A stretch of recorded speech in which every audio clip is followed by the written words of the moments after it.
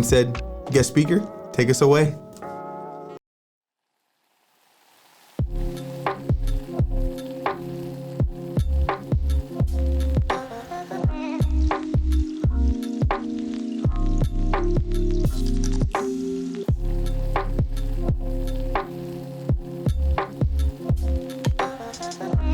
Mic check 1 2. Mic check 1 2. I'm waiting to see if he actually leaves, or until he gets into his office and closes the door, until I hear the door close. You know what I mean? I don't think he's closing the door. Close the door! Okay, I think he closed the door. What is up, Arsenal family? I am Madi Ballou. I get the privilege of serving on the Arsenal worship team every week, and I love it. And Chad, aka Pastor Chad, gets the privilege of being married to me. So that's how I fit into this church, and I'm super excited to see you all today. I know I can't physically see you, but I'm mentally looking at you all right now. If you are watching us live on Facebook, give me a high five in the chats. I will be chatting along with you. I'm very excited for this sermon series. We're continuing our series on women of the Bible. Now, these aren't just any women of the Bible. These women were impactful enough to have their stories written about them. Their names just weren't thrown in once in a while. They actually had full stories written about them. And so I think that that's a major theme in the last week and then the next 3 weeks that we're going to talk about. I don't know if you know the famous quote that says, "Well-behaved women rarely make history." Do any of you know who said that famous quote? If you do, drop it in the chats. But I'll just tell you this. It has been attributed to Eleanor Roosevelt, Anne Boleyn, Marilyn Monroe, Laurel Thatcher Ulrich, and of course, unknown. We don't know who said that. I both love and hate that quote, right? Well-behaved women rarely make history. Because I think it kind of tries to put women in a box, right? If you're making history, does that mean you're not well-behaved? No, it just means that you're shattering glass ceilings. It just means that you're doing something outside of the norm, that you are surprising people that don't think because you're a woman, you can do this. And so that's why I both love and hate the quote. I like it because it's very attention-getting, but it also, I feel like it kind of diminishes the whole idea behind it at the same time. But women are amazing. You and I both know that. We are trailblazers. We can do anything we set our minds to.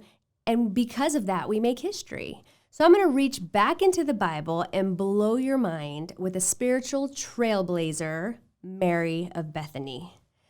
Now, I know many of you have heard this story, and that's totally fine. But we are going to go through the verses. It's just 4 or 5 verses, one by one. And then we're going to come back to those verses and really kind of pick apart what was going on at the time.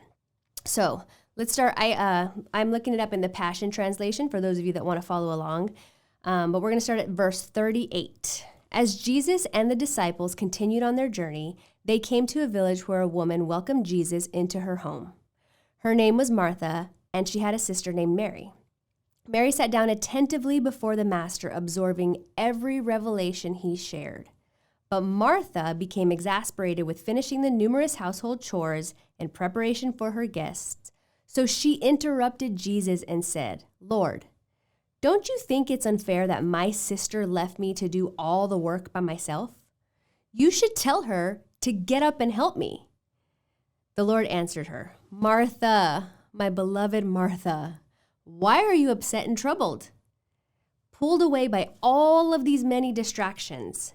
Mary has discovered the one thing most important by choosing to sit at my feet. She's undistracted, and I'm not going to take this privilege away from her," right? Other translations say she has chosen the better part, okay? So typically we would have a community chat question, and I definitely want to get this out to you in the World Wide Web, okay? And this question is, Are you a Mary or are you a Martha? And this is how I want to clarify that. If I told you right now, hey, let's go have a party at your house. I'm bringing all my friends. We'll be there in 30 minutes. Would you be super excited and just be like, yes, let's go have this party at my house. I have food, I have drinks. It's going to be fun. We'll go do this. Or would you be like, oh no, I got to rush home. I need to clean the house. I haven't swept. I need to clean the bathrooms. Which one of those would you be doing when I'm like, hey, let's go party now? All right, so that'll answer your question to whether you're a Mary or Martha. So we're going to continue on this journey, but I definitely want you to answer that in the chats, all right? So let's look at this passage in Luke 10. It's one of us that most of us are familiar with. We've heard it taught in many different ways. It's a story that involves a woman who, through her actions, not only reveals the true meaning of discipleship with Jesus at the time, but was also a little radical in how she goes about it.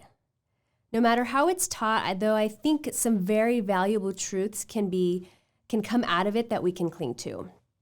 We read that the story takes place in Martha's home in Bethany. Jesus and his disciples have been traveling all over, spreading the good news of salvation. They arrive in the village of Bethany, where Jesus decides to spend some time with Martha and her two siblings, Lazarus and Mary. So in this whole story, we notice that Mary doesn't utter a word, right? She doesn't say anything, or at least Luke doesn't record any of her conversations. Logically, we know that Mary had to have spoken that day, but maybe Luke just purposely doesn't want us to focus on what she said. Maybe instead he wants us to focus on her actions and allow them to do all her speaking. So think about that.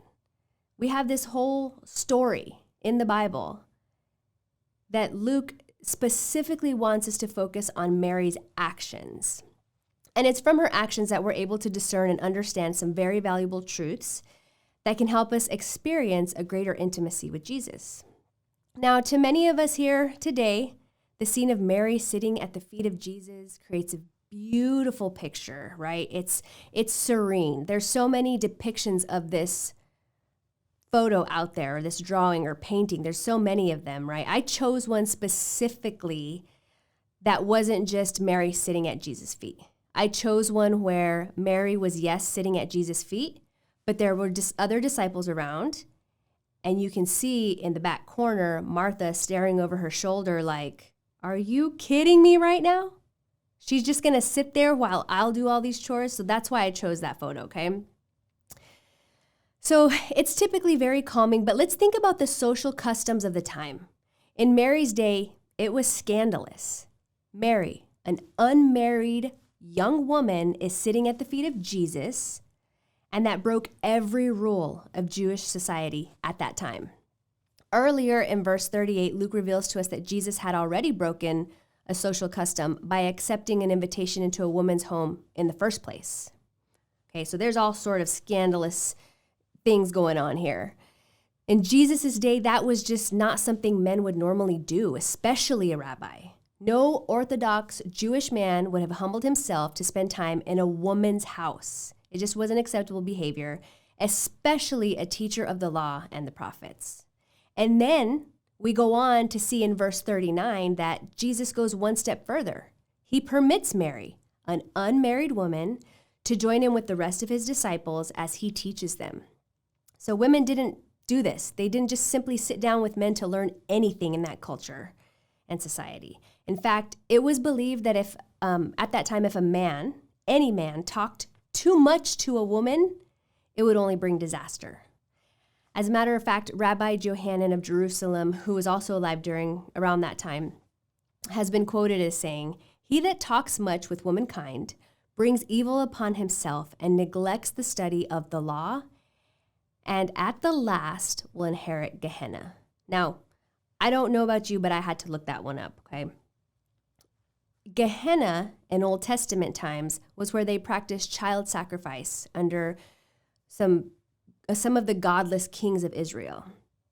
The word is used in the New Testament 12 times, with Jesus employing it 11 of those 12 times, okay? It is derived from the Hebrew word Gehinnom, or Valley of Hinnom. It's a place that actually exists right outside of Jerusalem. It's also been called Tophet, or the Valley of Dead Bones. So Jesus uses Gehenna in the New Testament to describe the opposite of life in the kingdom. Okay, so do you see where this is going? He that talks too much to women not only neglects the study of the law, but in the end, instead of life, they will inherit death. Now, those are some very strong words. So here we are. We have this unmarried woman sitting at the feet of Jesus with other men. At this point, Martha, Mary's sister, looking back disapprovingly, springs into action. She goes to Jesus and she interrupts him. She interrupts his teaching and complains about her sister. I don't have sisters, but if I did, I would probably be doing the same thing, okay? But she tells him, Lord, do you not care that my sister has left me to serve alone? Tell her to help me. See, the funny thing is, when I first read this text, I was cheering Martha on. I'm like, yes, girl, I feel you. We got to get this work done, or no one eats, no one sleeps in a clean home, etc., bathrooms, all these things, right? It's the caretaker in me that has such a heart for Martha in this moment. She feels overwhelmed by the burden of company of the Lord. She wants to make everything perfect. She's probably overworked and neglected by her sister. And honestly, maybe she feels a little bit jealous that Mary is so carefree about the work that needs to be done. She's able to literally sit at the feet of Jesus and learn. So I'm wondering if Martha was just as surprised as I was at Jesus' response. Because instead of agreeing with Martha, Jesus once again surprises everyone with his answer in verses 41 through 42. Martha, my beloved Martha.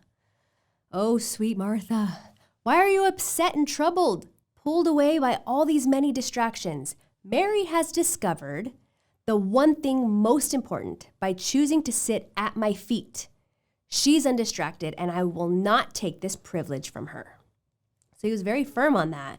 His reply here is both pointed and pastoral. He acknowledges Martha's concerns, but he doesn't give in to them.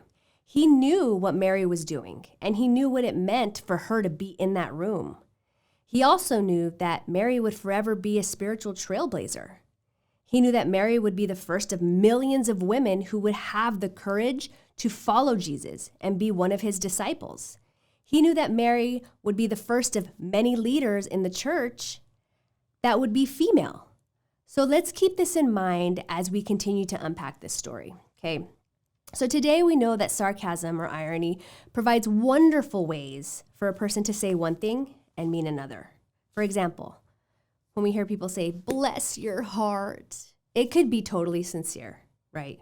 Or it could not be at all. It could be the exact opposite. Like, bless your heart. Are you kidding me? She really thinks that, right? Not nice. But we hear those things today, right? Sarcasm. This could be the same type of thing that's happening in verse 40. I don't know. Hear me out, though. On the surface, it looks like Martha has more to do than she can handle and simply just wants Mary to come and help her. She's overwhelmed, she's frustrated, and she needs help. But what if Martha was really saying, Jesus, the other rabbis don't have women disciples. This is happening in my home. I can't condone this, right under my nose.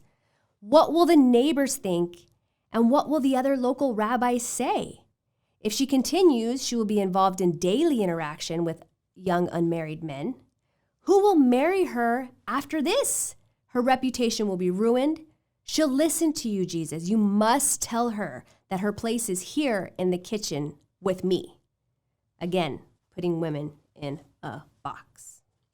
So really, maybe Martha wasn't as concerned with her sister not helping. You know, this question could be centered around the fact that Martha was worried that Mary was doing permanent damage to her reputation and her future. Word would spread like wildfire that Jesus allowed Mary, an unmarried woman, to be around a bunch of unmarried men. And everyone knew that only a certain kind of woman did that, and it was not the kind of woman that anyone wanted to one day marry. So Martha could have been thinking that Mary was endangering her whole future. Okay, we'll give her that. But Mary received the better part. What does this mean? Instead of falling prey to the social norms of the time, serving, which could also be social norms of this time, serving in hopes of getting into the good graces of Jesus, She chose to receive the good news of Jesus and what he was sharing, and because of that will forever be known as the woman who sat at the feet of Jesus, not the woman who continued to clean and do housework while Jesus was teaching, right? So let's talk about the better part. What Jesus was conveying to Martha when he talked about the better part was being free of performance. We talk about this a lot at the Arsenal. There is no mask that you need to put on for us to love you here. You are welcome here. We don't need anything from you other than for you to come here and allow us to love you. You are free of performance here, right? So that's what Jesus was telling her. The better part, being free of performance, just sit and listen, not focusing on work. In fact, Jesus called them distractions. As a woman, I am in constant struggle over all the things: laundry, dishes, cleaning the house, cooking, you name it, right? Sadly, this takes up most of my time. This takes time away from my family, time away from sitting at the feet of Jesus. How freeing, though, is it to know that Jesus knows that the better part is simply to just be still and rest in him?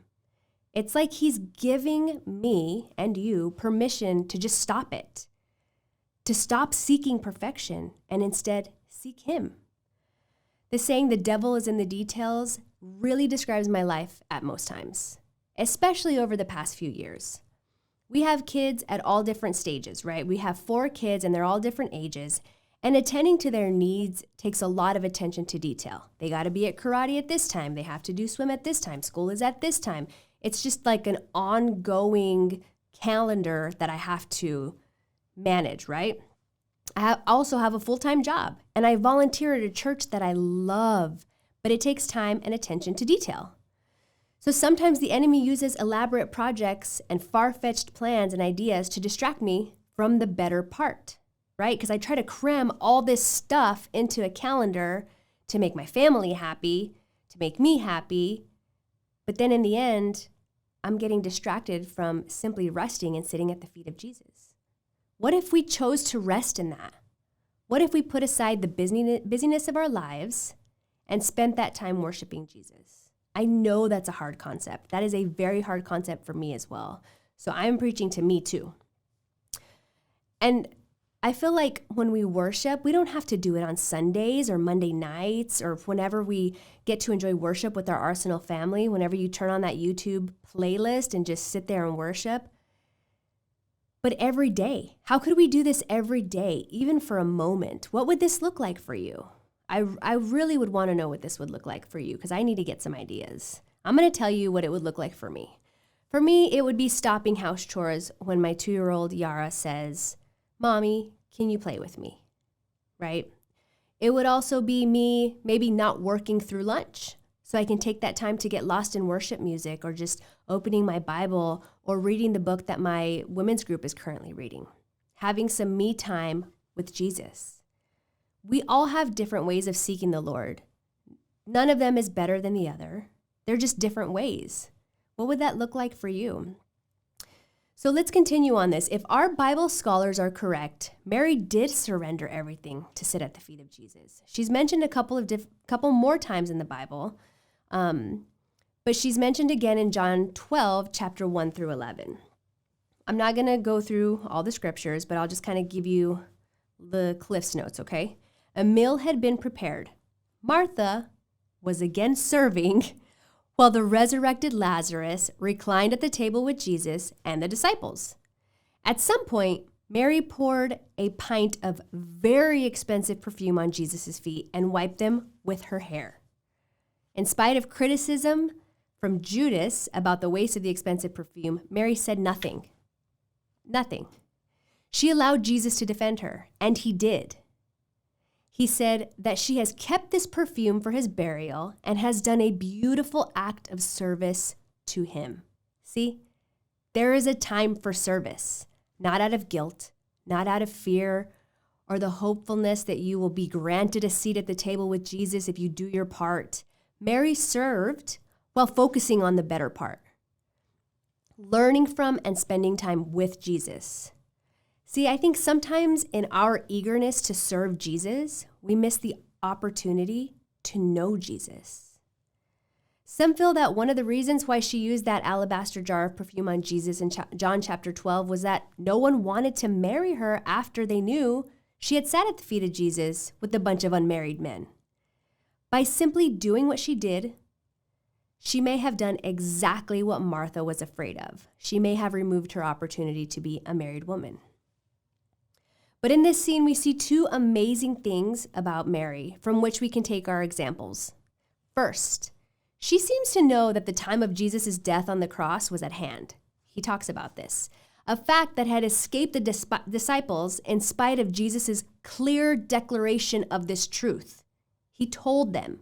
No doubt Mary contented herself with listening to Jesus and meditating on his words, while the disciples bickered about who would be the greatest among them in the kingdom, right? When they did this, they missed the important truths that Jesus was teaching them about his upcoming death and resurrection.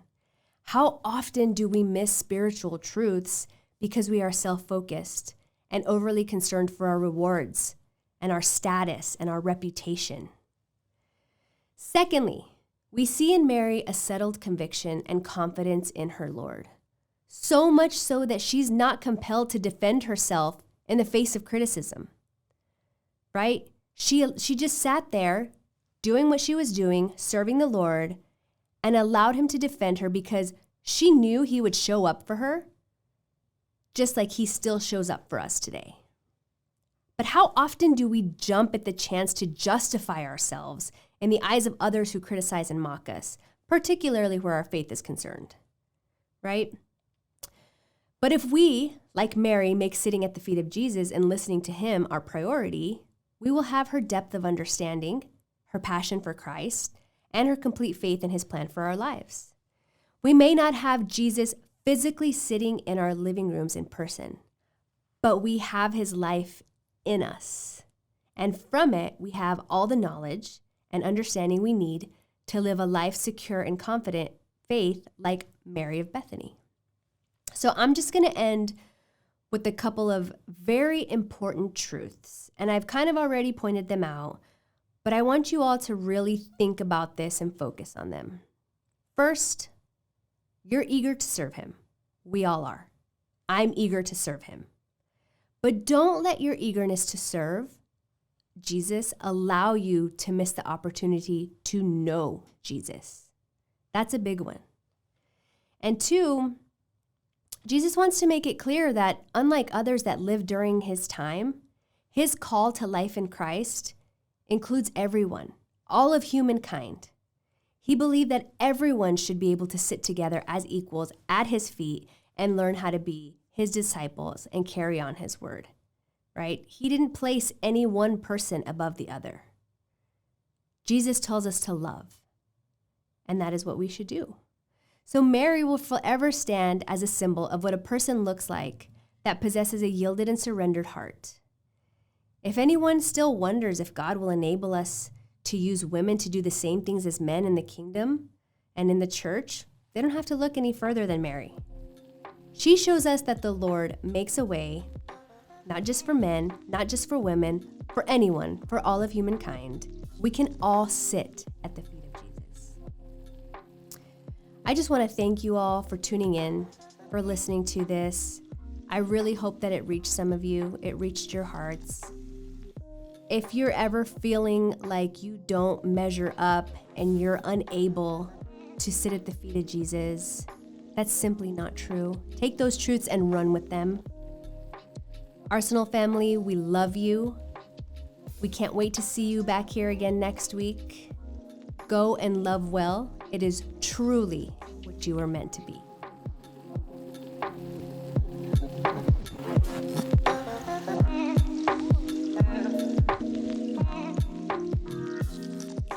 Arsenal family, thank you guys so much for hanging out with us tonight. I hope that blessed you. A couple quick things before you go. Definitely go to leave a comment, leave a like, subscribe, and lastly, share this video. Get it out to those who maybe aren't watching or haven't watched this yet, because I promise you it's going to do some good for them as well. And last but not least, Arsenal family, we want you to know that you are loved, and that we can't wait to see you next week. So with that being said, have an amazing week, Arsenal family. And before you go, check out one of these videos because they're awesome, and so are you. Have a good week.